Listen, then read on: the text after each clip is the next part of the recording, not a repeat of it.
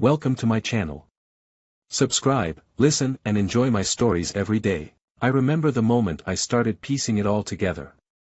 It was a rainy Sunday, and I was clearing out our garage. The plan was simple enough: get rid of the clutter, make room for a new lawn mower, and maybe, just maybe, surprise Diane with a clean, organized space.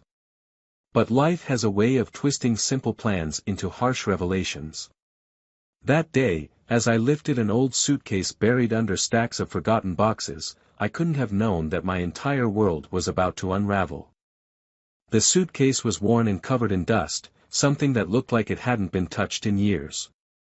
Curious, I opened it, expecting to find old clothes or maybe some high school mementos. Instead, inside lay a series of souvenirs, small trinkets from various cities, keychains, postcards, and little mementos from places Diane had never mentioned. Orlando, Denver, Chicago, cities where she'd supposedly gone for business trips over the years, yet I'd never heard a single story about these places. For a moment, I stood there in disbelief, clutching a keychain from a city I'd never heard her mention visiting. Memories of her trips replayed in my mind, the last-minute packing, her rushed goodbyes, and her return home with standard "I'm so glad to be back" stories. Her job in pharmaceuticals meant she traveled a lot, or so she claimed. But something about these mementos felt wrong. Diane was always meticulous, so organized and predictable, yet here were pieces of her life I had no knowledge of. I wish I could say I confronted her right then, that I demanded an explanation. But instead, I did what I'd never done before: I went digging. It felt almost like a betrayal to sneak around her life, checking things that I'd previously trusted her to handle. But I couldn't shake the suspicion, a gnawing feeling that there was something lurking beneath the surface of our marriage. I started with her emails. She'd given me her password once, a few years back, when she asked me to check on a hotel reservation. I'd never thought to use it again. But now, driven by a strange mix of fear and curiosity, I logged into her account. At first, everything looked normal: work emails, reminders for medical conferences, and newsletters from pharmaceutical companies. But as I scrolled further, something unusual caught my eye: an email thread with a man named Jeremy. The early emails seemed innocent enough, professional exchanges about upcoming conferences. Yet, as I continued reading, I saw subtle shifts in tone, casual remarks that seemed a little too friendly. Then, suddenly, the casual remarks became more intimate. There were inside jokes, playful flirtations, references to shared meals and moments that didn't belong in a work relationship. My heart pounded as I read each line, my mind racing to make sense of what I was seeing. It felt surreal, almost like I was watching a scene from someone else's life, not mine. Yet here it was, in plain text. I kept reading, unable to stop, as if some part of me needed absolute confirmation of what I already feared. The emails grew more personal, mentioning dinners, weekend getaways, details I knew I hadn't been a part of. I felt sick, like someone had punched me in the gut. The realization washed over me slowly, painful and unrelenting. Diane was cheating on me. For a moment, I couldn't move, couldn't think. I just sat there in the dim light of our cluttered garage, the rain still pounding outside. Memories from the past decade flooded my mind, moments that now felt tainted and wrong. Had she been lying all along? How many of those trips were real, and how many were excuses to be with him? I thought of Sonia, her daughter from a previous marriage. I'd practically raised her, treated her like my own. It made me feel strangely vulnerable to think that maybe she, too, had known about this all along, that she'd been a part of this twisted game of lies. The thought haunted me, but I pushed it aside. I needed to know more before I confronted Diane. The next few days passed in a blur. I started tracking every movement, paying attention to details I'd previously ignored. Diane's next work trip was scheduled for the following week, and I knew this was my chance to confirm what I'd found. I didn't want to raise suspicions, so I acted normal, held back my anger, my pain. Each night, I lay awake beside her, wondering how I'd missed the signs. Then, on the day she left, I called her office, pretending to be a security consultant. I asked for a summary of her work travels, trying to mask the trembling in my voice. The assistant on the other end of the line, unaware of my true identity, complied easily, sending over records that showed dates and destinations for Diane's trips. As I read through the report, each city, each date confirmed what I feared: half of her so-called work trips had been fabricated. I felt an icy rage settle over me. It was as though everything I believed in had been shattered. I couldn't eat, couldn't think of anything except how to confront her. I spent nights drafting what I would say, imagining her reaction, but each scenario felt unsatisfactory, as though nothing could convey the depth of my betrayal. All the love, all the trust one had given her, it felt worthless now. A part of me still hoped I was wrong, that I'd find some explanation that could make sense of it all. But deep down, I knew that Diane's actions had drawn an invisible line through our life, separating the past from the brutal reality of the present. I was no longer the man who trusted his wife implicitly. I was a man betrayed, a man watching his life fall apart with every new piece of evidence. When she returned from her trip, I watched her closely. She seemed oblivious, going about her routine, even humming to herself as she unpacked. It was maddening. How could she act so normal, so innocent, when my world was crumbling? That night, as we sat down to dinner, I almost blurted it out. But I held back, deciding to wait just a little longer, to gather more evidence, to ensure that when I confronted her, there would be no escape, no room for excuses or manipulation. I could feel the anger simmering beneath the surface, a quiet rage that grew with each passing day. Diane had no idea what was coming. But soon, very soon, she would face the consequences of her choices. And when that moment came, I'd be ready. The week leading up to the confrontation felt like a slow descent into darkness. I was living in a strange limbo, existing side by side with Diane, pretending everything was normal while my mind churned with thoughts of betrayal. Each time she laughed, each time she kissed me goodbye, I had to fight back the impulse to pull away. The deception, the lies, it all seemed so absurd in the face of our daily routines. It was a twisted performance, and I was the unwilling actor. But I wasn't about to let her get away with it. I spent my nights combing through her phone records, messages, anything I could find that might reveal more about the life she'd been hiding from me. It was there, hidden in plain sight, the calls to Jeremy, the late-night texts, all carefully disguised with vague notes like, "just checking in," or, "hope you're doing well." There was no clear evidence, but each fragment of a message, each call from a random number, felt like another nail in the coffin of our marriage. I kept my suspicions to myself, not breathing a word of them to anyone. Even Sonia, her daughter, seemed to sense my growing silence. She'd look at me during meals, her gaze flickering between us as if she, too, was part of this conspiracy, hiding something just beneath the surface. I couldn't shake the feeling that she knew more than she let on, that she had been covering for Diane all along. It was a gut instinct, one that haunted me, adding another layer to my anger. Finally, I decided to confront her, but I knew I needed to do it carefully. Diane was clever, a master of deflection, and if I wanted the truth, I had to make sure she couldn't wriggle out of it. I needed her to be vulnerable, unprepared. So, I chose a night when she was least likely to expect it.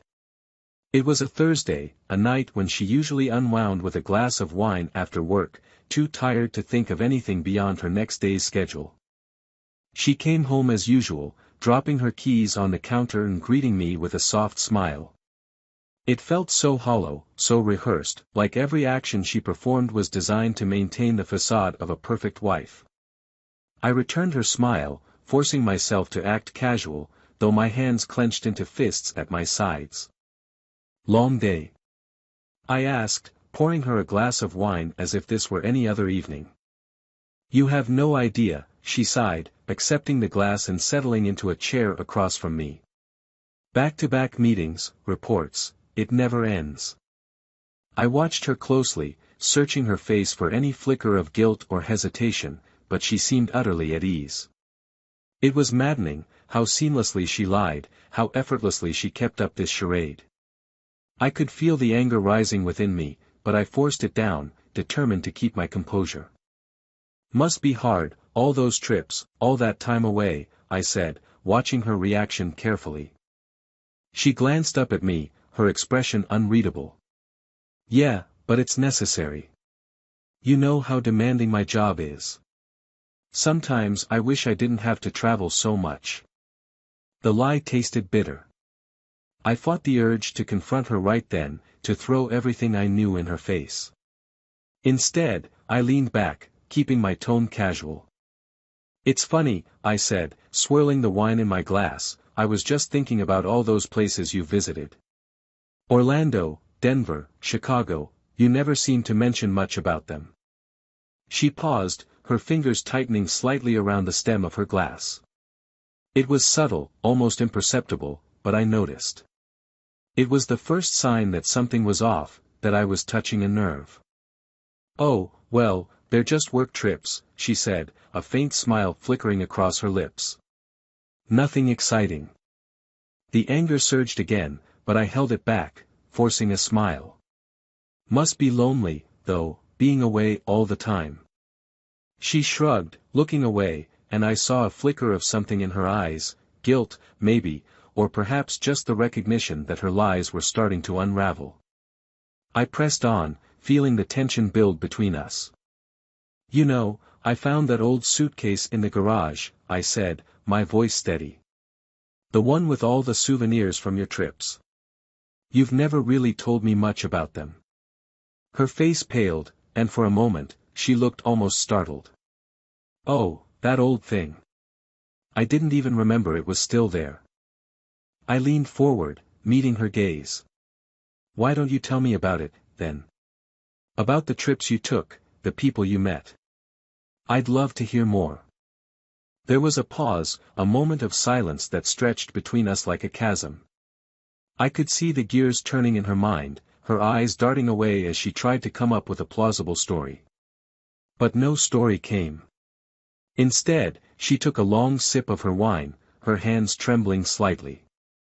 "James," she said finally, her voice soft. "What are you getting at?" The question hung in the air, heavy and accusatory. I took a deep breath, feeling the anger simmering beneath the surface, ready to spill over. This was it, the moment I'd been waiting for, the moment when I would lay everything out and force her to confront the truth. "What I'm getting at," I said slowly, my voice cold, "is that I know, Diane. I know about the trips, about the lies.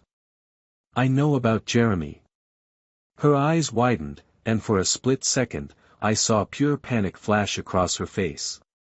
But then, just as quickly, she composed herself, slipping back into that mask of calm indifference. "I don't know what you're talking about," she said, her voice steady, but there was a tremor beneath it, a crack in her armor. I leaned forward, my voice low and filled with barely restrained fury. "Don't lie to me, Diane. I've seen the emails, the messages. I know about the trips you took to see him. So don't insult me by pretending you don't know." She opened her mouth to speak, but no words came. Instead, she just sat there, staring at me, her face a mask of shock and betrayal.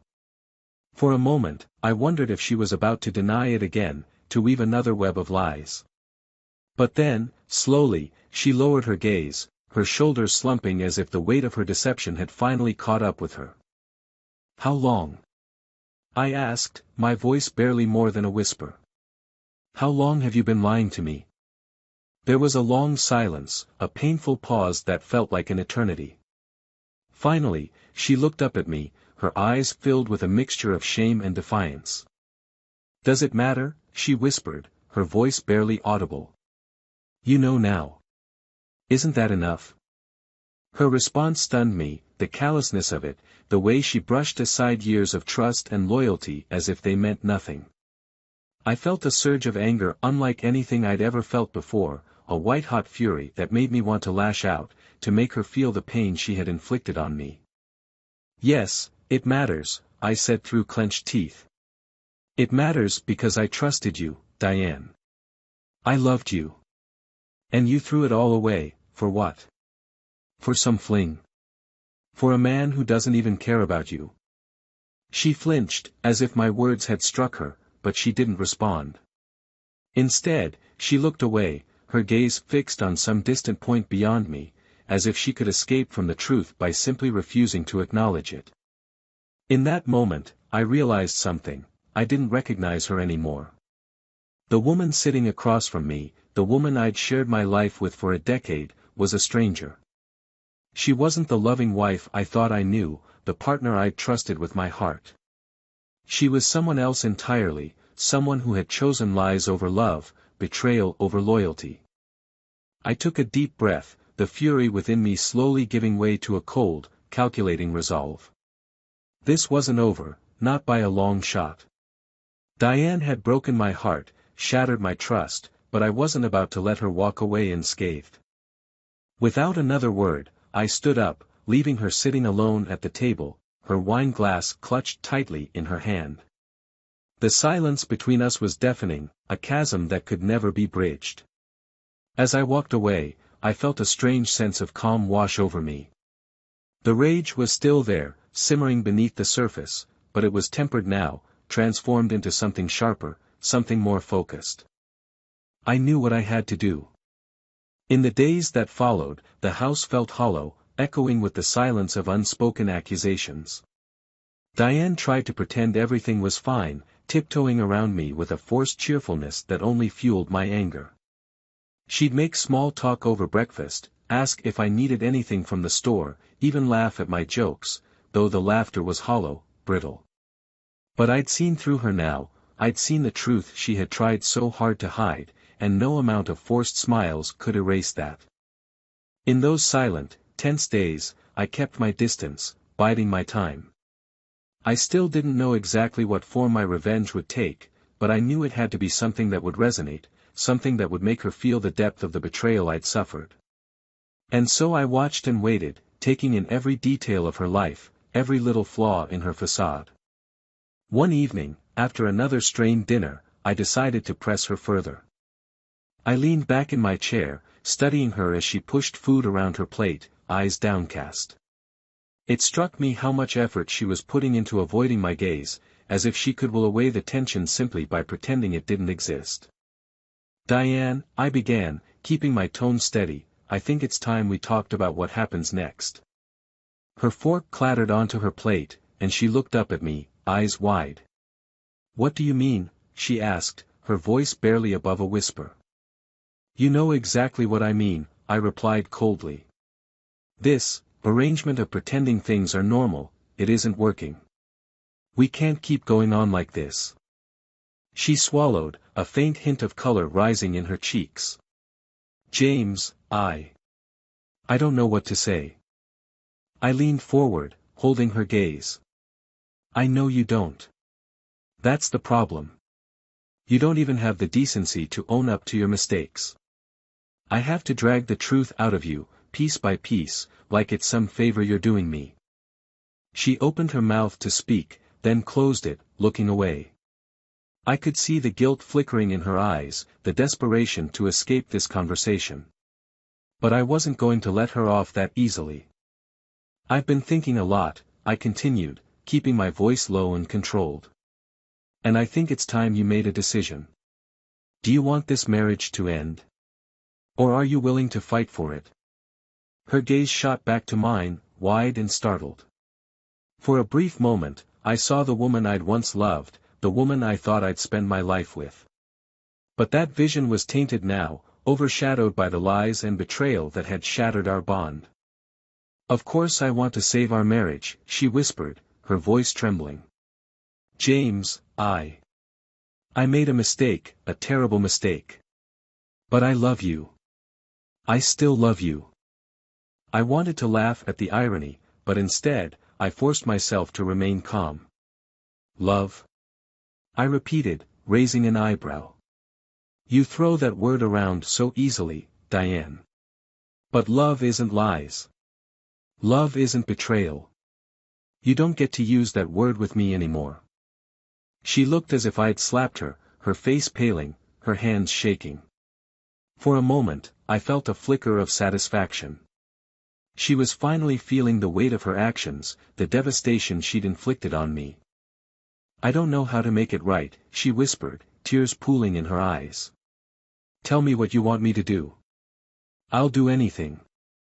That was the moment I'd been waiting for, the moment when she was finally vulnerable, stripped of her defenses, willing to do whatever it took to salvage the life she'd so carelessly destroyed.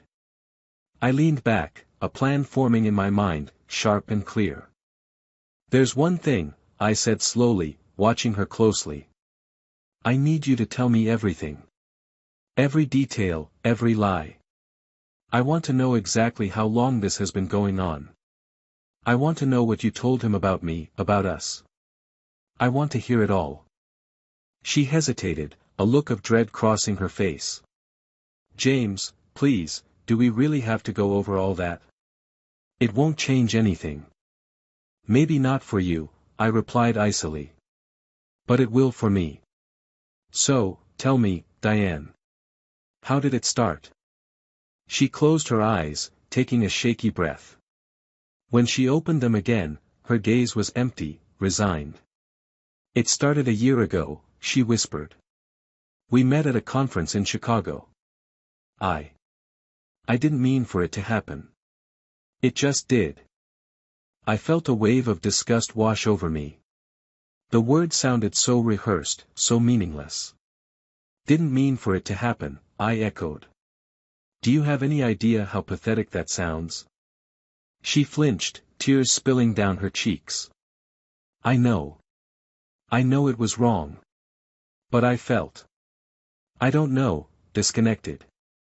I didn't feel like we were close anymore, and Jeremy, he made me feel wanted. And I didn't. The question hung in the air, bitter and heavy. She shook her head, looking away. It wasn't you, James. It was me. I was lonely, and I made a terrible choice. I thought it would be a one-time thing, but then, it kept happening. I knew it was wrong, but I couldn't stop. The words hit me like a punch to the gut. I'd spent years building a life with this woman, only to be discarded the moment she felt lonely. My mind raced with memories of all the times I'd been there for her, supported her, sacrificed for her. And this was how she repaid me. Did he know about me? I asked, my voice low and dangerous. Yes, she whispered, her face crumpling. I told him I was married. I didn't lie about that. How noble of you, I sneered, unable to contain my anger any longer. So, what was I? Just some fool you could come back to when the affair got too exhausting? Or did you actually think you could keep this up forever? I don't know, she admitted, her voice barely audible. I was stupid. I didn't think about the consequences. I shook my head, the rage bubbling inside me, so intense it almost felt cold. Well, you're going to think about them now. Because I'm done pretending, Diane.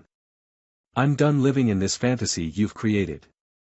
She looked at me, her eyes wide and fearful. James, please, let's talk about this. Let me make it right. But I'd already made my decision. This wasn't about reconciliation anymore. This was about justice, my justice. You're going to tell Sonia, I said, my voice calm, almost detached. You're going to sit her down and explain exactly why our marriage is over. I want her to hear it from you. Her eyes widened in horror, and she shook her head violently. No, James. Please, not Sonia. She doesn't need to know. Oh, she already knows, I said, letting the revelation sink in. She's been covering for you, Diane. Did you really think I wouldn't find that out? She went pale, her face a mask of shock. She knows. Yes, I replied coldly. She's been lying for you, protecting you while you sneaked around with another man. And you want me to believe that you care about this family? Diane's face crumpled, her shoulders sagging in defeat. I didn't know she knew. I never wanted her to be part of this. Well, she is, I said, the anger in my voice barely restrained. And now, you're going to tell her the truth. You owe her that much. The next day, we sat Sonia down in the living room. Diane looked like a ghost, pale and trembling, barely able to meet her daughter's gaze. I stood to the side, arms crossed, watching as Diane stumbled through her confession, each word painful and raw. Sonia listened in stunned silence, her face a mixture of shock and hurt. When Diane finished, Sonia looked at her, tears in her eyes. "How could you?" she whispered, her voice shaking. "How could you do this to Dad? To us?" Diane had no answer, only a tearful apology that sounded as hollow as her lies. Sonia's gaze shifted to me, and I saw the pain in her eyes, the realization that everything she'd known was crumbling. In that moment, I felt a strange sense of vindication, a twisted satisfaction that Diane was finally facing the consequences of her choices, that her betrayal had been laid bare for all to see. When Sonia left the room, I turned to Diane, my expression hard. "There's nothing left to say," I told her. "I'll be filing for divorce." Diane's face crumpled, and she reached for me, but I pulled away, the coldness in my heart unyielding. I was done with her lies, done with the life she'd shattered. She had made her choices, and now she would live with the consequences. Divorce proceedings were quick, it was as if the pieces fell into place perfectly. I got the house, primary custody of Sonia, and Diane moved out within weeks. The day she left, she looked hollow, her eyes rimmed with exhaustion and regret. But I was past feeling sympathy. Whatever love had tied me to her was gone, replaced by an icy resolve to rebuild my life without her. Sonia, too, had distanced herself from her mother. Diane's betrayal had left us both scarred, and though we rarely talked about it, the weight of it was there in every quiet dinner, every lingering silence. Life moved on. Weeks turned into months, and slowly, a sense of normalcy returned. Sonia and I formed a new routine. I focused on my work, threw myself into new hobbies, and even considered dating again. But the past remained, a shadow I couldn't entirely escape. I often wondered if I'd ever feel truly whole again or if Diane's betrayal had left an irreparable mark on my soul. One night, about 6 months after the divorce, I came home to find a letter on the kitchen counter, with Sonia's familiar handwriting on the envelope. It was unusual for her to leave me notes, and my curiosity turned to dread as I opened it. "Dad. I know you've been through hell these past few months, and I can't stand the thought of adding to your pain. But there's something you need to know, something I've been hiding. It's time I told you the truth. When Mom and Jeremy met, I was the one who introduced them. I'm sorry. I'm so sorry. I didn't think it would go this far. I thought. I don't know what I thought. I just wanted Mom to be happy, and I never imagined it would destroy everything. Please, forgive me. I understand if you can't. I just needed you to know. Sonia." The letter fell from my hands. I felt a cold numbness spread through me, a disbelieving shock that left me frozen in place. Sonia, my own daughter, had been the catalyst. The one who had set everything into motion. I sat down, my mind racing through the painful memories with a new lens, seeing every moment of Diane's affair, every lie, through the knowledge that my daughter had been a part of it. In a haze, I went upstairs to her room, where I found her sitting on her bed, hugging her knees to her chest.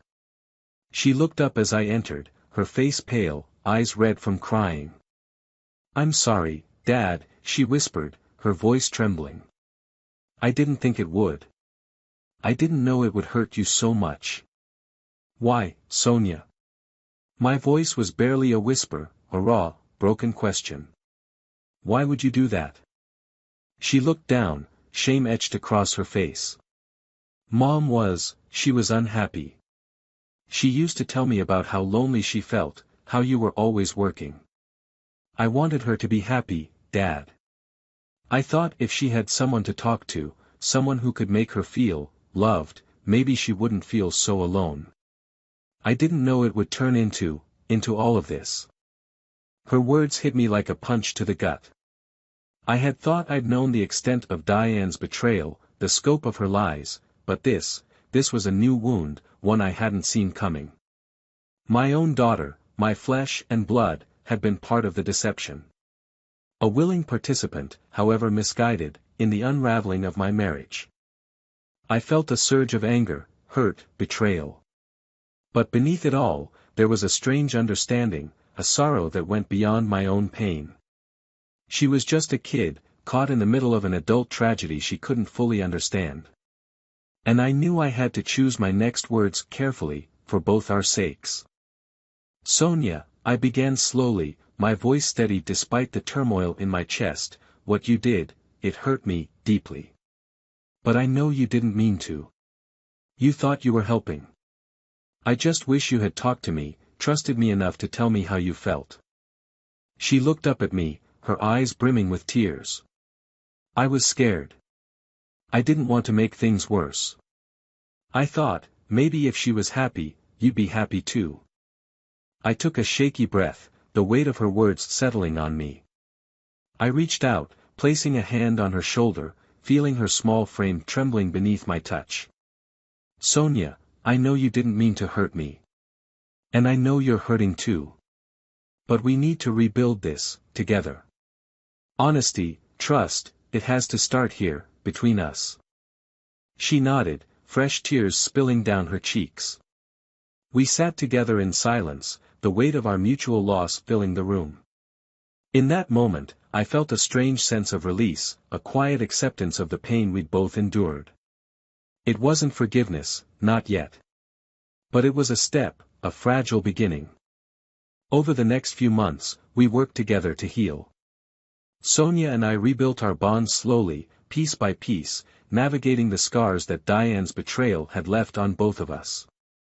She opened up to me in ways she hadn't before, and I found myself sharing pieces of my own pain, my own struggles, that I'd kept hidden even from myself. In time, I found the strength to forgive her, to let go of the anger that had once consumed me. It wasn't easy, and there were days when the wounds felt fresh, the hurt still raw. But we were moving forward, learning to trust each other again, rebuilding our lives from the rubble of what we'd lost. One evening, as we sat together on the back porch, watching the sun dip below the horizon, I felt a strange sense of peace settle over me. It was a quiet, steady feeling, a warmth that filled the hollow spaces within me. I looked over at Sonia, her face softened by the fading light, and I knew that despite everything, we were going to be okay. The past was a part of us, a chapter we could never erase. But it didn't define us. We had each other, a bond forged in pain but strengthened by forgiveness. And in that, I found a new kind of strength, a new kind of love. A love that could withstand the darkest betrayals, the deepest wounds, a love that would carry us forward into whatever came next.